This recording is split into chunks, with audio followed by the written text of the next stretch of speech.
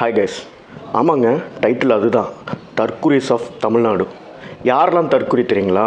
இந்த சோஷியல் மீடியாவில் என்ன நடந்துச்சு, எவ்வளோ பேர் பாதிக்கப்படுறாங்க, இந்த ஜாதின்றது எவ்வளோ பெரிய ஒரு கேன்சர் மாதிரியான ஒரு நோய், புற்றுநோய் அப்படின்றது கூட தெரிஞ்சிக்காம, அதெல்லாம் ஒன்றும் இல்லைங்க, சுர்ஜித் வந்துடுவாங்க, இன்னும் கொஞ்ச நாள் அப்படி இப்படி கேஸு கிசுன்னு இழுப்பாங்க, அதுக்கப்புறம் வந்து வெளியில் வந்துடுவாங்க, கெத்துடானாங்க அப்படின்னு சொல்லிட்டு சொல்கிற அந்த சோஷியல் மீடியா வாரியர்ஸ் இருக்காங்கல்ல, அவங்கெல்லாம் தற்குறிஸ்.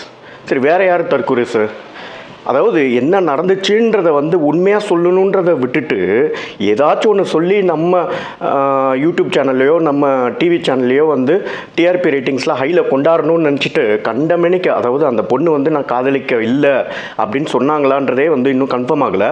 ஆனால் அவங்க சொன்ன மாதிரி வந்து நேற்று நியூஸ் ஸ்ப்ரெட் ஆகி அப்படியே அந்த ஹேட், அதாவது ஜஸ்டிஸ் ஃபார் கவின்னு சொல்லிட்டு போயிட்டுருக்க அந்த ட்ரெண்டை யூஸ் பண்ணி அப்படியே அந்த பொண்ணு மேலே வந்து ஹேட்டை ஸ்ப்ரெட் பண்ணியிருக்காங்க சில தற்குறி சேனல்ஸ்.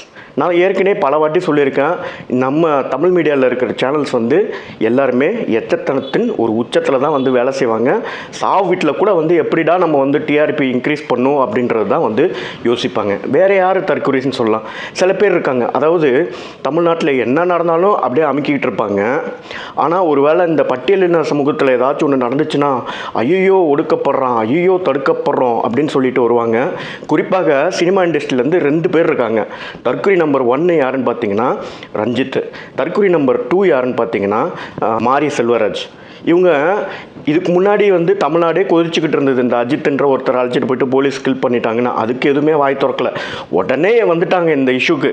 என்ன நடந்துச்சுன்றது கூட வந்து இன்னும் கரெக்டாக தெரியாத வேலையிலேயே ஐயோ எங்கள் சமூகத்துக்கு மேலே வந்து இவ்வளோ அநீதி நடக்குதுடே, எல்லோரும் கேட்டு தானே இருக்கோம். நான் வீடியோ போடுறேன், எம்ஜி வீடியோ போடுறாங்க, அங்கே மாயன் ஸ்டூடியோஸ்லேருந்து வீடியோ போடுறாங்க, எல்லாருமே வந்து சப்போர்ட் பண்ணி தாண்டா இருக்காங்க. 2 பேரும் உண்மையிலே சொல்கிறாங்க, சினி இண்டஸ்ட்ரியின் பீடைகள் 2 பேருமே. எப்போ பார்த்தாலும் அவங்க படத்தில் வந்து ஜாதி அரசியல், நீங்கள் பேசுகிறதுனால தாண்டா இந்த மாதிரி வந்து ஜாதி வச்சு வந்து கொலையெல்லாம் நடக்குது. நீ ஒரு சைடில் இப்படி சண்டை போடுறீங்க, அங்கே மோகன்ஜின்ற ஒரு பைத்தியக்காரன் அவன் வந்து உங்களுக்கு அகேன்ஸ்டாக வந்து படம் எடுக்கிறான். இப்படி நீங்கள் எடுத்து தாண்டா வந்து இந்த சமூகத்தை வந்து நாசம் பண்ணிகிட்டு இருக்கீங்க. தற்குறி நாய்ங்களா? சாரிங்க, நான் வந்து ஒரு வேளை வந்து கோவமாக பேசியிருக்கலாம், இல்லை நான் பேசுகிறதில்ல உங்களுக்கு உடன்பாடு இல்லாமல் இருக்கலாம். ஆனால் இதாங்க உண்மை. இங்கே வந்து ஜாதி ஜாதி ஜாதி ஜாதி ஜாதின்னு பேசுகிறதுனால தாங்க இங்கே வந்து ஜாதி கொலைகள் 2025 படித்தவங்க வீட்டில், போலீஸ்காரங்க வீட்டிலையே நடக்குது. புரியுதா இல்லையா உங்களுக்குலாம்? புரிஞ்சால் நம்ம தாங்க வந்து மாற்றத்துக்கு முதல் படி எடுத்து வைக்கணும்.